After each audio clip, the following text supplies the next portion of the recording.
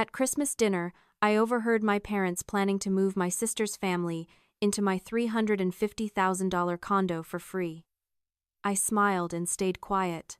I let them pack and brag, then I sold it and vanished. 78 missed calls. Drop a comment and let me know where you're listening from and what time it is for you right now. Also, Happy New Year. As we step into 2026, I'd love to know, how do you wish each other a Happy New Year in your culture? If you enjoy these stories, please support the channel so we can keep this community growing. The voices coming through the oak door were muffled by the relentless Seattle rain, but the intent was crystal clear. I stood on the welcome mat of my parents' cramped, humid house, my coat heavy with water, listening to the destruction of my life being planned over pot roast. Morgan makes 6 figures, my brother-in-law Blake was saying, his voice carrying that familiar edge of unearned confidence. She doesn't need a 2,000-square-foot loft just for herself. I froze, my hand hovering over the brass knocker. Through the gap in the curtains, I could see them huddled around the dining table like generals mapping out an invasion. My younger sister, Sabrina, was dabbing at her eyes with a tissue, playing the role she had perfected since childhood, the fragile victim. My parents, Richard and Susan, were nodding in sympathetic unison. But what if she says no? She won't get the chance. That was my father, Richard. The man who had taught me that loyalty was a one-way street paved with my paycheck. Once you're inside and get mail delivered there, you establish residency, squatter's rights. She'd have to go through a formal eviction. In this city, that takes 6 months minimum. My mother, Susan, let out a sharp, pleased laugh. And she's going on that deployment to Tokyo in January. 3 full months. We'll have the nursery painted and the locks changed before she even lands. My own parents plotting a hostile takeover of my sanctuary, the historic loft I had restored brick by brick, the space that was the only physical manifestation of 15 years of 70-hour work weeks as a strategic risk analyst. They weren't just planning to borrow it. They were planning to steal it. I took a breath. I didn't feel the heat of anger. I felt the cold clarity of a spreadsheet balancing out. They had forgotten who I was. I don't get mad. I assess risk, and I eliminate liabilities. I steadied my hands, arranged my features into a mask of holiday warmth, and pushed the door open. "Merry Christmas," I said, stepping into the trap they thought they were setting for me. The silence in the room wasn't just quiet. It was heavy, like the air before a lightning strike. 4 guilty faces snapped toward me. For a microsecond, I saw the raw, unfiltered panic of conspirators caught with the blueprints to the bank vault. Then, with a speed that was almost impressive, the mask slid back into place. "Morgan! Sweetheart!" My mother, Susan, rushed forward, wiping her hands on her apron, her expression transforming from conspiratorial malice to maternal warmth in the blink of an eye. "We didn't expect you until at least 7. The traffic must have been awful." I let her hug me. It felt like hugging a pillowcase, filled with stones, lumpy, stiff, and uncomfortable. The house smelled of pot roast and damp wool, a stifling, humid scent that clung to the back of my throat. It was a stark contrast to my loft, my glass sanctuary, where the air was always filtered, cool, and smelled faintly of cedar and rain. Here, the walls felt like they were closing in, plastered with photos of Sabrina at prom, Sabrina graduating from the college I paid for, Sabrina's wedding. I was absent from the walls, just as I was absent from their considerations as a human being. I caught an earlier flight. I lied smoothly. I couldn't wait to see the family. My father, Richard, cleared his throat, stepping away from the table where they had just been plotting my financial demise. He looked at me with the wary appraisal of a man who knows he owes money to a loan shark. "Good to see you, Morgan. You're looking successful.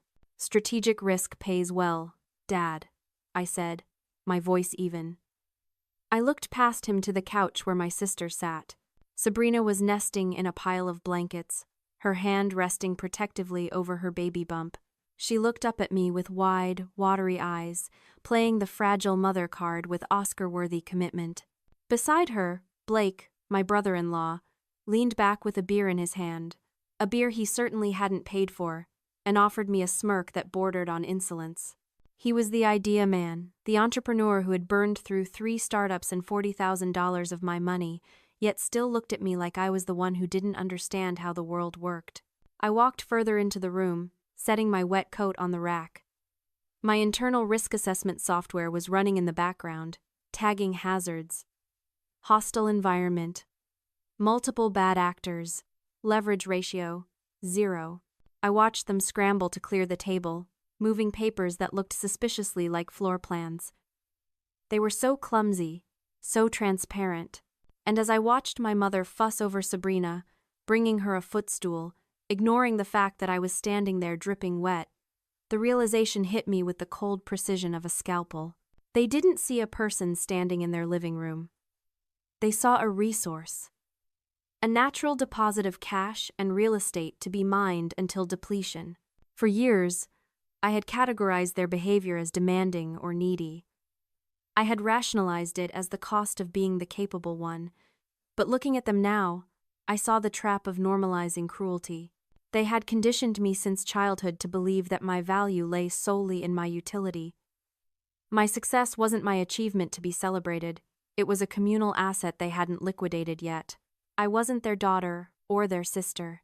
I was their retirement plan, their safety net, and their housing authority. And you don't ask a resource for permission. You just take it. Sit down. Morgan, my mother said, gesturing to the hard wooden chair at the edge of the room, leaving the comfortable spots for the family. We have so much to talk about, especially with your big trip coming up. I sat. I crossed my legs. I let a small, pleasant smile touch my lips. Yes, I said. We certainly do. So, Morgan, my father began, leaning forward with the gravity of a man about to ask for a kidney. We've been doing some thinking. About the baby. About logistics. I knew the pitch before he opened his mouth. I had heard variations of it for a decade. It was always the same song, just a different verse. As he droned on about Sabrina's high-risk status and the need for a stress-free environment, my mind drifted away from the damp living room and opened the mental ledger I kept locked in the back of my brain. It was a thick, heavy book, filled with red ink. Exhibit A. Blake's disruptive tech startup, 3 years ago. He needed $15,000 for seed capital. I wrote the check because family supports dreams. The startup folded in 4 months. The money vanished into networking dinners and a lease on a sports car. Return on investment, 0. Exhibit B. My father's pension gap. $8,000 to cover union dues and unexpected medical bills. I paid it without asking for a receipt. Later, I saw photos of them on a cruise to Cabo. Sunk cost. Exhibit C.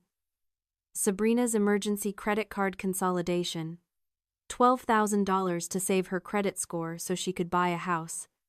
She didn't buy the house. She bought a purebred doodle and a wardrobe refresh. I wasn't a sister. I was a subscription service they had forgotten they were paying for, mostly because they weren't paying. I was the financial spine of this family. And tonight, they weren't asking for a chiropractic adjustment. They were asking to harvest the marrow.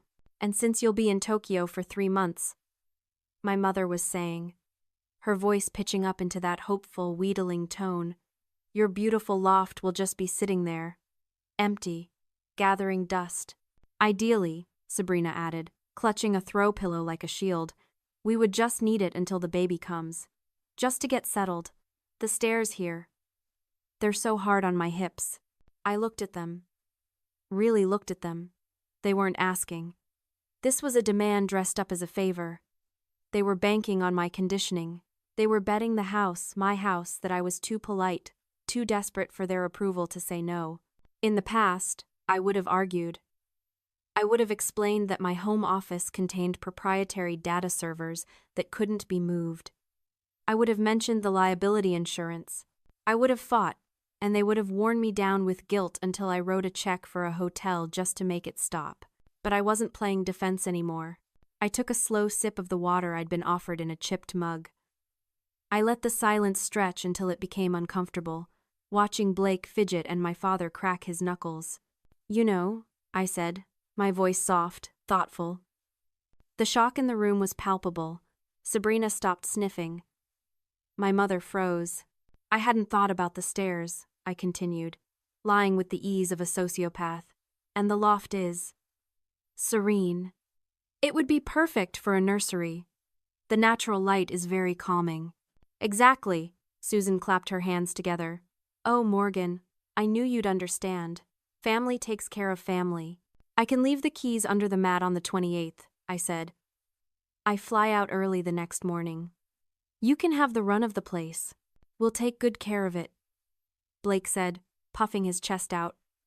Already mentally measuring my walls for his posters. Don't you worry about a thing. I won't, I said. I reached into my bag and pulled out the bottle of vintage Barolo. I had brought a $300 bottle of wine that was meant to be a peace offering, now repurposed as a sedative. I handed it to my father. Open this, Dad, I said. He took the bottle, examining the label with the performative appreciation of a man who thinks price equals taste. Exceptional, Morgan. You didn't have to. I wanted to. As he poured the wine and they raised their glasses to toast my generosity, to toast their victory over the resource, I felt a profound, icy detachment. They were drinking to their new home. I was drinking to the demolition. They thought they had just secured a luxury asset. They didn't realize they had just signed a contract with consequences they couldn't afford. I left my parents' house an hour later, pleading exhaustion from the trip. The moment the heavy oak door clicked shut behind me, the suffocating humidity of their home was replaced by the crisp, wet air of a Seattle winter night. I didn't get into my car immediately.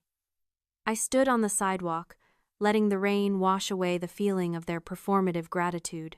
When I got back to my loft, my sanctuary, I didn't turn on the lights. I walked straight to my server rack in the home office, the room they were already mentally painting pastel yellow, and pulled up the security feeds. I needed to be sure. I needed one final piece of evidence to silence the tiny, residual voice of the dutiful daughter that still whispered in the back of my mind. I scrolled back 48 hours. The timestamp read December 22nd, 2:14 p.m.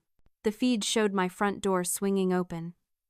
My father walked in first, looking over his shoulder like a burglar. Though he moved with the arrogance of ownership, he held a key, a spare I had never given him. He must have swiped it from my bag during Thanksgiving while I was doing the dishes. Behind him waddled Blake, holding a tape measure. It's bigger than I thought, Blake's voice came through the audio, tinny but clear. He walked into the center of my living room, scuffing his boots on my restored hardwood floors.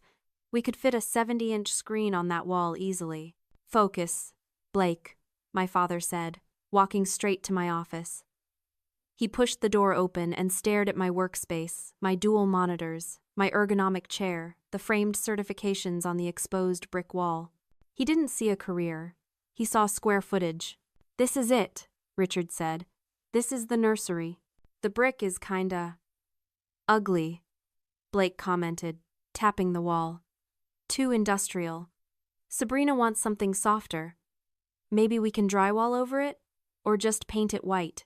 Paint over the original 1920s brick, the brick I had spent 3 weeks restoring by hand with a toothbrush and specialized cleaner, the brick that represented the history and integrity of the building. Paint it. Richard agreed casually. Morgan won't notice. She's never here anyway. By the time she gets back from Tokyo, she'll get used to it. She always adjusts. She always adjusts.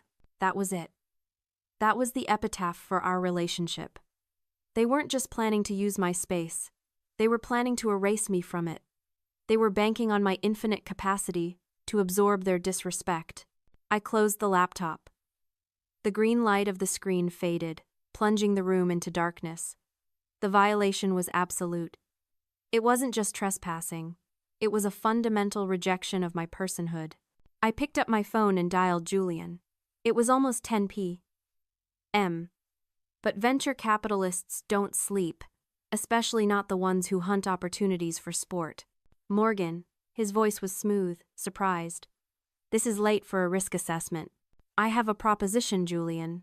You still interested in the Pioneer Square loft? There was a pause on the line, a heavy, pregnant silence. You're selling? I thought that place was your soul. It was, I said, my voice steady, devoid of emotion. Now, it's a liability. I need to liquidate. 360,000. Cash. That's 60 under market. I heard the sound of a chair shifting, the rustle of movement. I had his full attention. What's the catch? 2 conditions, I said. First, we close in 48 hours. Second, I need an immediate gut renovation. I want the demolition crew there at 10 a.m. On December 28th. I want the walls down, the floors ripped up, the plumbing exposed. I want it uninhabitable by lunch. You want me to destroy a historic restoration? I want you to remodel, I corrected. I know you've always hated the layout. Make it open concept. Make it yours. Just start the demo on the 28th. Someone hurt you, Julian said, not asking. Someone underestimated me, I replied. Do we have a deal? Send the contract, he said. I'll wire the deposit tonight. I hung up. I looked around the shadowed loft, tracing the lines of the brick I had loved, the floors I had polished. It was just a building now. A shell. The sanctuary was gone the moment they walked in uninvited. Now, it was just collateral damage. The next 48 hours were a masterclass in asset liquidation. I didn't pack like someone moving out. I packed like someone sanitizing a crime scene. My proprietary servers, the art I had collected from local galleries, the hand-woven rugs, everything that held actual value was moved into a climate-controlled storage unit under an LLC my father would never find. By noon on the 26th, the loft was a hollow shell. The echo of my footsteps on the hardwood was the only sound left, but I wasn't leaving them an empty apartment. That would be too suspicious. They expected a fully furnished luxury suite, and I was going to give them a theater set. I went to the Goodwill outlet on the edge of town, the one where they sell furniture by the pound. I bought a sofa that smelled of wet dog and cigarette smoke, with a spring that threatened to impale anyone who sat on the middle cushion. I found a dining table with one leg shorter than the others, guaranteed to spill drinks. I bought mattresses that felt like bags of gravel and sheets that had the texture of sandpaper. I staged the loft with the precision of a set designer building a slum. I put the scratching post right where Blake wanted his 70-inch screen. I replaced the high-end Italian espresso machine with a drip coffee maker that leaked. It looked habitable from a distance, but the moment you touched anything, the illusion crumbled. It was a physical manifestation of our relationship. A facade of comfort, masking absolute decay. Then came the coup de grace. The Trojan horse. I went into the walk-in closet in the master bedroom, the room Sabrina had already claimed for herself, and stacked 4 large boxes on the shelf.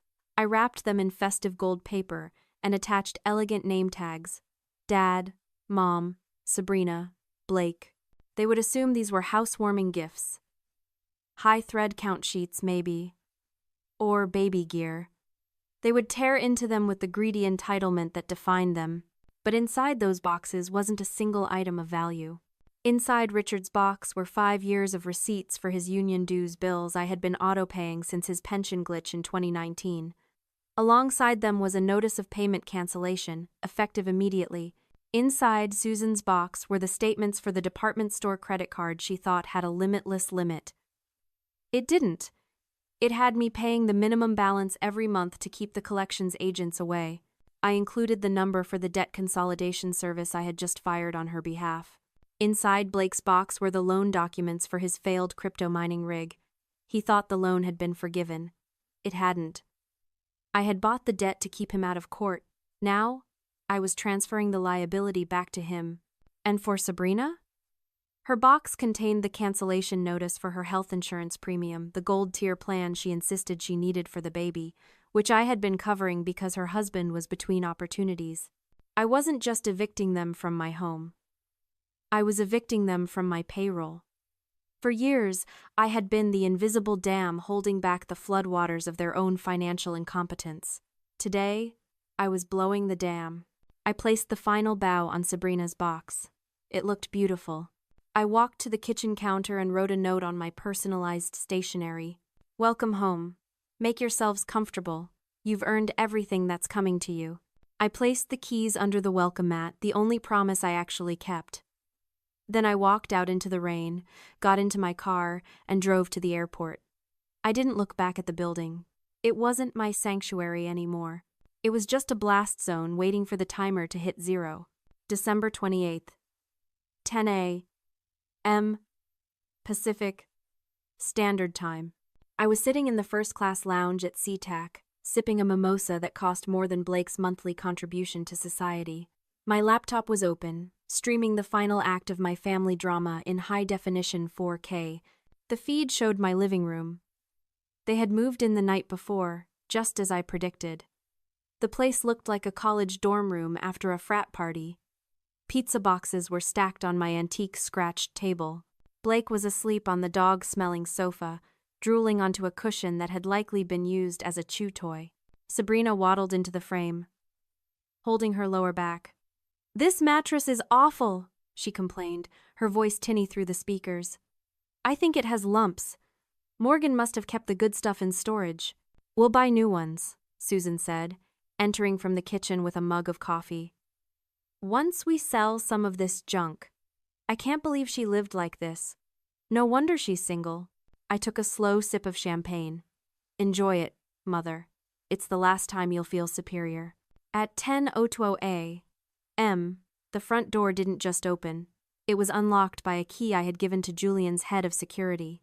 The door swung wide, revealing 3 men in dark suits and a crew of 6 construction workers in hard hats, carrying sledgehammers and crowbars. My family froze. Blake scrambled up from the couch, wiping drool from his chin. "Who the hell are you?" The man in the lead suit stepped forward. "I'm Marcus Stone, head of security for Apex Development. You are trespassing on an active construction site." "Trespassing?" Richard laughed, that arrogant attorney laugh he used to intimidate waitresses. "My daughter owns this loft. We have her permission." "Morgan King sold this property on December 26th, Stone said, his voice a flat, unyielding baritone. "The new owner has ordered an immediate gut renovation. Demo starts now." He signaled the crew. The first sledgehammer hit the drywall with a sound like a gunshot. Crack! Dust plumed into the air. "Stop!" Sabrina screamed, clutching her belly. "I'm pregnant. You can't do this." "You have 5 minutes to vacate," Stone said, checking his watch. "After that, anything left inside becomes debris." "I'm calling the police." Richard pulled out his phone, his face turning a dangerous shade of purple. "This is an illegal eviction. You have to give 30 days' notice." "There is no lease," Stone countered calmly. "There is no tenancy agreement. You are squatters in a commercial development zone. And the police are already on their way to remove you." Another hammer smashed into the kitchen island. Crash. Watching on my screen, I felt a strange, clinical fascination. It wasn't just satisfying, it was educational. I was witnessing a psychological phenomenon in real time. The narcissistic injury. They weren't screaming because they were homeless. They were screaming because their reality was fracturing. They had built their entire worldview on the premise that I existed to serve them, that my resources were their birthright. By selling the loft, I hadn't just taken away a roof. I had taken away their control. The extinction burst had begun. "Where is she?" Susan shrieked, grabbing Stone by the lapel. "Where is my daughter? She wouldn't do this. She loves us." "She sold the property, ma'am," Stone said, removing her hand with professional disdain. "She's gone." "Look at this," Blake yelled, holding up one of the gold-wrapped boxes I'd left in the closet. He must have found them while looking for a place to hide. "She left us gifts. She wants us here." He tore open the box labeled Blake. He pulled out the papers. I watched his face change. Confusion. Then realization. Then pure, unadulterated horror. It's a bill," he whispered. "It's the loan." She stopped paying the loan. Richard tore open his box. Susan grabbed hers. The sound of tearing paper mixed with the rhythmic thud, thud, thud of the demolition crew taking down the north wall. "She canceled the credit card," Susan gasped, staring at the statement.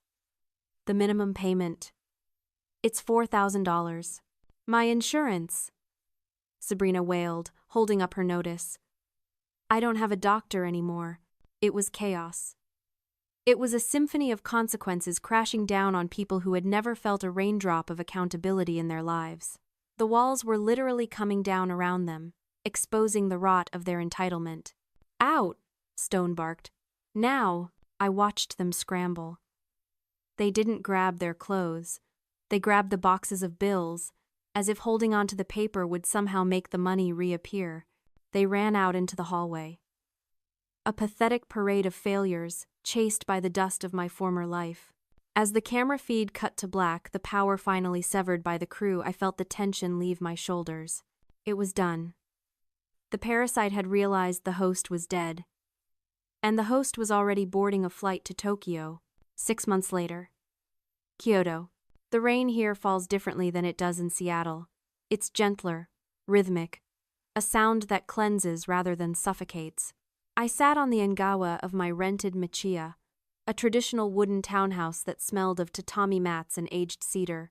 My laptop was closed. My phone was on silent. A courier had delivered the letter an hour ago. It was hand-addressed in a frantic, scrawling script I recognized instantly. Sabrina. I hadn't opened it immediately. I had finished my tea first. I had watched a koi fish navigate the stone pond in the garden. Only then, with a sense of detached curiosity, did I slide a letter opener under the flap. Morgan. Mom says we aren't supposed to write. Dad says you're dead to us. Blake says you're a sociopath. But I need you to know what you did. We were evicted from Blake's mother's basement 3 months ago. She found out about the debt, the loans you stopped paying. She checked her own credit and found out Blake had used her name too. She threw us out. We're staying in a motel off the highway. The boys are sleeping on the floor. I tried to use the health insurance for a prenatal checkup, and they laughed at me. Cancelled. Everything is cancelled. Mom had to go back to work. Retail. She stands on her feet for 8 hours a day. She cries every night. Dad's pension is being garnished to pay the back taxes you used to cover. Everyone knows. Morgan, the church, the neighbors. Someone posted the video of the eviction. We can't show our faces anywhere. I'm not asking for money. I know you won't give it. I just wanted you to know that you won. You destroyed us. Are you happy now? I read the letter twice. In the past, these words would have been daggers. They would have triggered a landslide of guilt. I would have been on the phone to a realtor, arranging a safe house for them. I would have wired cash to fix the mess I hadn't made. But today, I felt nothing. It wasn't hatred. Hatred takes energy. Hatred is an active connection.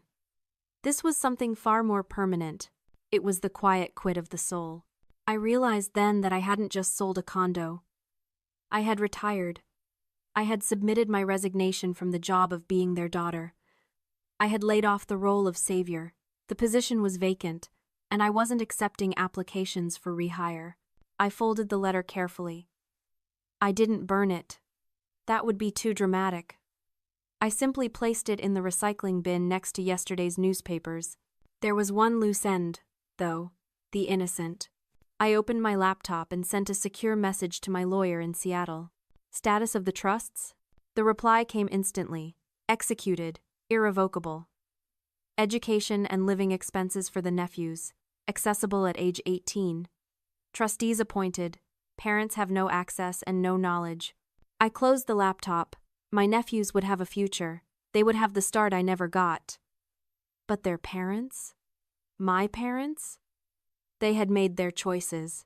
They had bet their survival on my compliance, and the market had crashed. I looked out at the garden. My new sanctuary wasn't made of brick and glass. It wasn't a location I could be evicted from. It was this silence. It was the peace of knowing that my resources were finally, irrevocably, my own. They tried to take my sanctuary. So I gave them the only thing they truly earned. Consequences. Share this if you've ever had to fire your own family to save your peace.